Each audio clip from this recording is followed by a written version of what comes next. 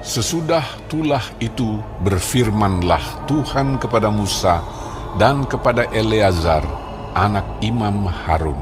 Hitunglah jumlah segenap umat Israel yang berumur 20 tahun ke atas menurut suku mereka. Semua orang yang sanggup berperang di antara orang Israel. Lalu berkatalah Musa dan Imam Eleazar kepada mereka di dataran Moab, di tepi sungai Yordan dekat Yeriko. Hitunglah jumlah semua orang yang berumur 20 tahun ke atas, seperti yang diperintahkan Tuhan kepada Musa. Inilah orang Israel yang telah keluar dari tanah Mesir. Ruben ialah anak sulung Israel. Bani Ruben ialah dari Henok, kaum orang Henok, dari Palu, kaum orang Palu, dari Hezron, kaum orang Hezron, dan dari Karmi, kaum orang Karmi. Itulah kaum-kaum orang Ruben, dan orang-orang yang dicatat dari mereka berjumlah 43.730 orang. Adapun anak Palu ialah Eliab, dan anak-anak Eliab ialah Nemuel, Datan, dan Abiram.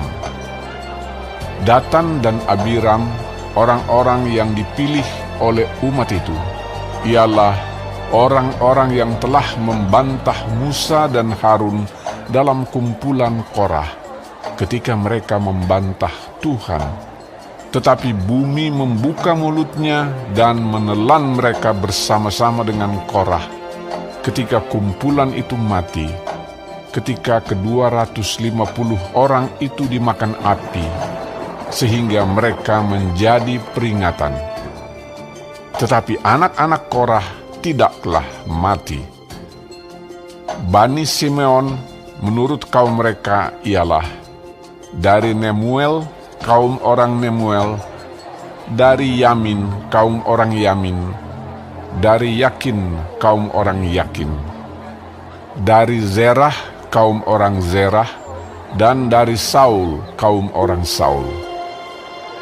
Itulah kaum-kaum orang Simeon, 22.200 orang banyaknya. Bani Gad menurut kaum mereka ialah dari Zevon, kaum orang Zevon, dari Hagi, kaum orang Hagi, dari Shuni, kaum orang Shuni, dari Ozni, kaum orang Ozni, dari Eri, kaum orang Eri, dari Arod, kaum orang Arod, dan dari Areli, kaum orang Areli. Itulah kaum-kaum Bani Gad, dan orang-orang yang dicatat dari mereka berjumlah 40.500 orang. Anak-anak Yehuda ialah Er dan Onan, tetapi Er dan Onan itu mati di tanah Kanaan.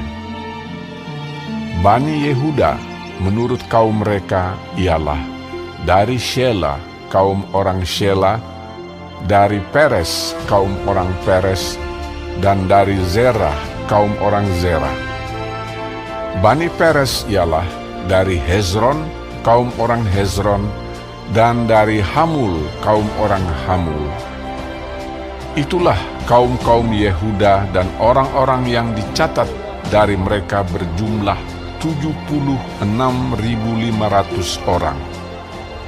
Bani Isakar menurut kaum mereka ialah dari Tola, kaum orang Tola, dari Pura, kaum orang Pura, dari Yasub, kaum orang Yasub, dan dari Simron, kaum orang Simron. Itulah kaum-kaum Isakar, dan orang-orang yang dicatat dari mereka berjumlah 64.300 orang. Bani Zebulon menurut kaum mereka ialah dari Seret, kaum orang Seret, dari Elon, kaum orang Elon, dan dari Yahleel, kaum orang Yahleel. Itulah kaum-kaum orang Zebulon dan orang-orang yang dicatat dari mereka berjumlah 60.500 orang. Keturunan Yusuf menurut kaum mereka ialah orang Manasye dan orang Efraim. Bani Manasye ialah dari Makir, kaum orang Makir. Dari Makir beranakkan Gilead, dari Gilead kaum orang Gilead.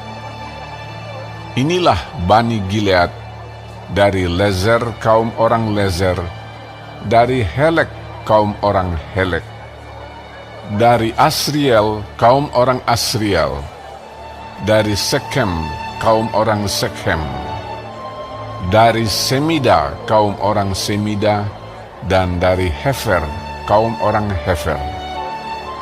Adapun Zelafehad bin Hefer tidak mempunyai anak laki-laki, tetapi anak perempuan saja. Dan nama anak-anak perempuan Zelafehad ialah Mahla, Noah, Hogla, Milka, dan Tirza. Itulah kaum-kaum Manasye, dan orang-orang yang dicatat dari mereka berjumlah 52.700 orang. Inilah Bani Efraim menurut kaum mereka. Dari Sutelah, kaum orang Sutelah, dari Bekher, kaum orang Bekher, dan dari Tahan, kaum orang Tahan. Dan inilah Bani Sutelah, dari Eran, kaum orang Eran. Itulah kaum-kaum Bani Efraim, dan orang-orang yang dicatat dari mereka berjumlah 32.500 orang banyaknya. Itulah Bani Yusuf menurut kaum mereka. Bani Benyamin menurut kaum mereka ialah dari Bela, kaum orang Bela, dari Asibel, kaum orang Asibel, dari Ahiram, kaum orang Ahiram, dari Sefufam, kaum orang Sefufam, dan dari Hufam, kaum orang Hufam. Dan anak-anak Bela ialah Aret dan Naaman. Dari Aret, kaum orang Aret, dan dari Naaman, kaum orang Naaman. Itulah Bani Benyamin menurut kaum mereka, dan orang-orang yang dicatat dari mereka berjumlah 45.600 orang. Inilah Bani Dan menurut kaum mereka. Dari Suham, kaum orang Suham. Itulah kaum-kaum Dan menurut kaum mereka. Segala kaum orang Suham, orang-orang yang dicatat dari mereka berjumlah 64.400 orang. Bani Asher menurut kaum mereka ialah dari Yimna, kaum orang Yimna, dari Yisvi, kaum orang Yiswi, dan dari Beria, kaum orang Beria. Mengenai Bani Beria, dari Heber, kaum orang Heber, dan dari Malkiel, kaum orang Malkiel. Dan nama anak perempuan Asher ialah Serah. Itulah kaum-kaum Bani Asher, dan orang-orang yang dicatat dari mereka berjumlah 53.400 orang. Bani Naftali menurut kaum mereka ialah dari Yahzeel, kaum orang Yahzeel, dari Guni, kaum orang Guni, dari Yezer, kaum orang Yezer, dan dari Shilem, kaum orang Shilem. Itulah kaum-kaum Naftali menurut kaum mereka, dan orang-orang yang dicatat dari mereka berjumlah 45.400 orang. Itulah orang-orang yang dicatat dari orang Israel, 601.730 orang banyaknya. Tuhan berfirman kepada Musa, Kepada suku-suku itulah harus dibagikan tanah itu menjadi milik pusaka menurut nama-nama yang dicatat. Kepada yang besar jumlahnya, haruslah engkau memberikan milik pusaka yang besar, dan kepada yang kecil jumlahnya, haruslah engkau memberikan milik pusaka yang kecil. Kepada setiap suku, sesuai dengan jumlah orang-orangnya yang dicatat, haruslah diberikan milik pusaka. Tetapi tanah itu harus dibagikan dengan membuang undi, menurut nama suku-suku nenek moyang mereka. Haruslah mereka mendapat milik pusaka. Seperti yang ditunjukkan undian, haruslah dibagikan milik pusaka setiap suku, di antara yang besar dan yang kecil jumlahnya. Inilah orang-orang yang dicatat dari orang Lewi menurut kaum mereka. Dari Gerson, kaum orang Gerson. Dari Kehat, kaum orang Kehat. Dan dari Merari, kaum orang Merari. Inilah kaum-kaum Lewi. Kaum orang Libni, kaum orang Hebron, kaum orang Mahli, kaum orang Musi, dan kaum orang Korah. Adapun Kehat beranakan Amram. Dan nama istri Amram ialah Yokhebed, anak perempuan Lewi yang dilahirkan bagi Lewi di Mesir. Dan bagi Amram perempuan itu melahirkan Harun dan Musa dan Miriam, saudara mereka yang perempuan. Pada Harun lahir Nadab dan Abihu, Eleazar dan Itamar. Tetapi Nadab dan Abihu mati ketika mereka mempersembahkan persembahan api yang asing ke hadapan Tuhan. Dan orang-orang yang dicatat dari mereka berjumlah 23.000 orang, semuanya laki-laki yang berumur 1 bulan ke atas, sebab mereka tidak dicatat bersama-sama dengan orang Israel, karena mereka tidak diberikan milik pusaka di tengah-tengah orang Israel. Itulah orang-orang yang dicatat oleh Musa dan Imam Eleazar, ketika keduanya mencatat orang-orang Israel di dataran Moab, di tepi sungai Yordan dekat Yerikho. Di antara mereka tidak ada terdapat seorang pun yang dicatat Musa dan Imam Harun ketika keduanya mencatat orang Israel di padang gurun Sinai, sebab Tuhan telah berfirman tentang mereka, pastilah mereka mati di padang gurun. Dari mereka itu tidak ada seorang pun yang masih tinggal hidup selain dari Kaleb bin Yefune dan Yosua bin Nun.